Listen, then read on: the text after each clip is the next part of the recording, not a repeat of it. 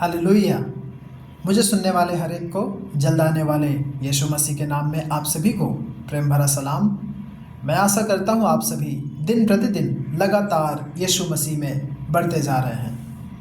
आइए मेरे प्रियो, आज के वचन की ओर हम आगे बढ़ेंगे और आज का हमारा मनन करने का विषय कुछ इस प्रकार से है, बुद्धिमान।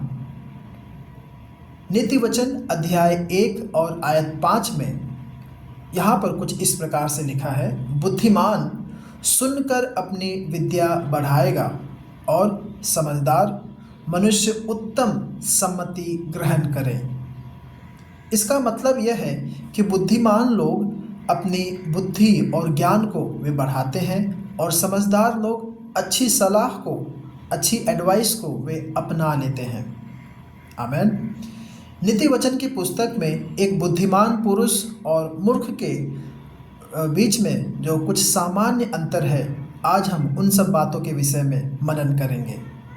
बुद्धिमान आपकी बात को सुनेगा और मूर्ख आपकी बातों को अनसुनी करेगा। उन बातों को मूर्ख जो है वह टाल देगा या फिर ठुकरा देगा। यहाँ पर बाइबल के अनुसार मूर्ख की मानसिक क्षमता पर कोई प्रश्न नहीं है।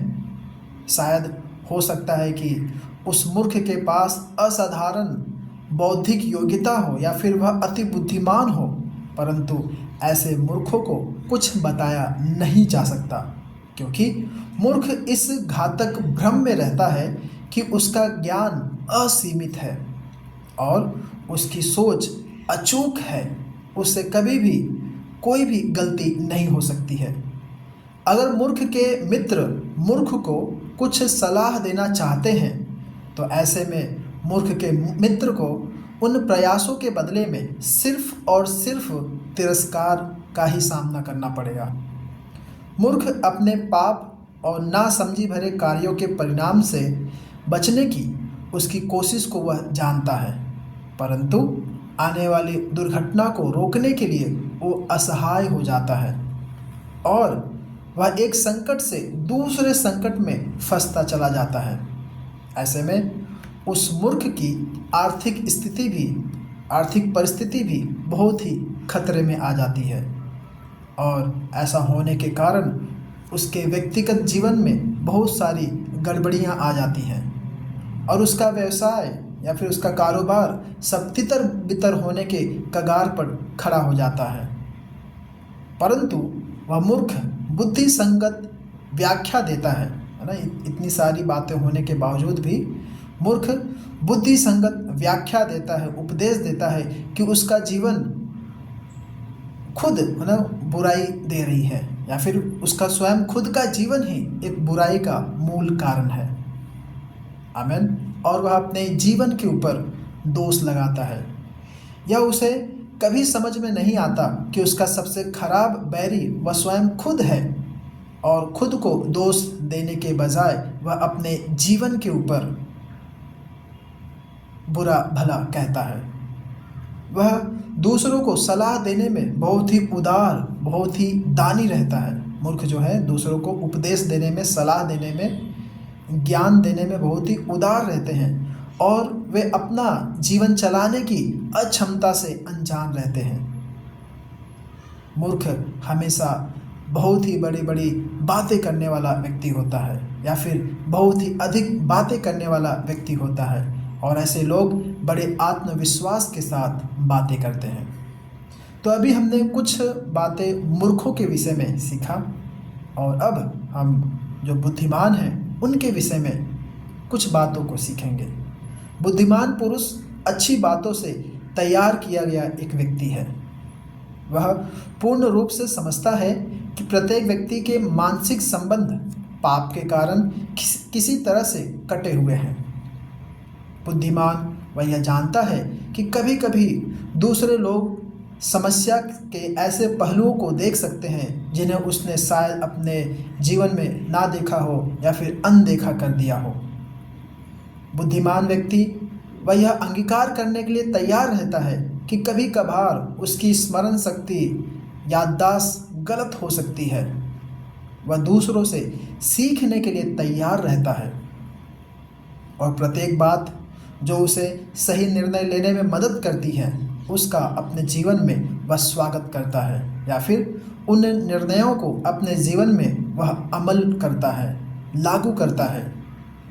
वास्तव में वह दूसरों से सलाह मांगता है, अगर दूसरे शब्दों में कहूँ तो, क्योंकि वह जानता है कि सम्मति देने वालों की बहुतायत के कारण बचाव होता है। अगर आप नीति वचन अध्याय 11 और आयत 14 पढ़ेंगे, नीति वचन ऐसा कहता है कि सम्मति देने वालों की बहुतायत के कारण बचाव होता है। आमीन। सभी लोगों के समान बुद्धिमान व्यक्ति वह कभी कभार गलती भी करता है।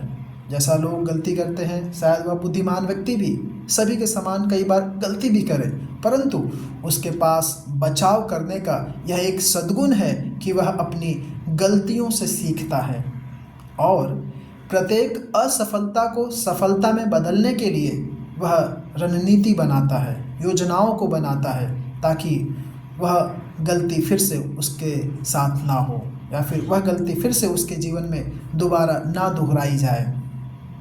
वह उस ताड़ना के लिए जिसके वह योग्य है अपना आभार व्यक्त करता है और यह कहने के लिए हमेशा तैयार रहता है कि मुझे माफ़ करे, मैं गलत था, या फिर उसके प्रति जो कुछ भी सज़ा है वह सहन करने के लिए तैयार रहता है। आमीन। बुद्धिमान बच्चे अपने माता पिता के अनुशासन के अधीनता में रहते हैं, परंतु मूर्ख बच्चे विद्रोह करते हैं। बुद्धिमान जवान नैतिक पवित्रता के विषय में वचन के निर्देशों का पालन करता है, परंतु मूर्ख जवान मनमर्जी करता फिरता है। बुद्धिमान प्रत्येक बात को परखता है कि उस बात से क्या परमेश्वर प्रसन्न होते हैं या नहीं, लेकिन मूर्ख स्वयं को जो अच्छा लगता है वही करते रहता है। आमीन। और इस प्रकार से बुद्धिमान और अधिक और अति बुद्धिमान बनते जाता है और मूर्ख अपनी मूर्खता की मस्ती में अटके रह जाता है। आमीन। इसलिए मेरे प्रियो, यदि आप परमेश्वर के द्वारा चुने गए हैं तो उस परमेश्वर के गुणों को प्रकट करें। जो अच्छी बातें हैं, जो भली बातें हैं, उसे अपने जीवन में अपना लें, लागू करें और इस पृथ्वी में एक बुद्धिमानों की नाई आप जीवन व्यतीत करें। अपना समय व्यर्थ ना करें। आमीन।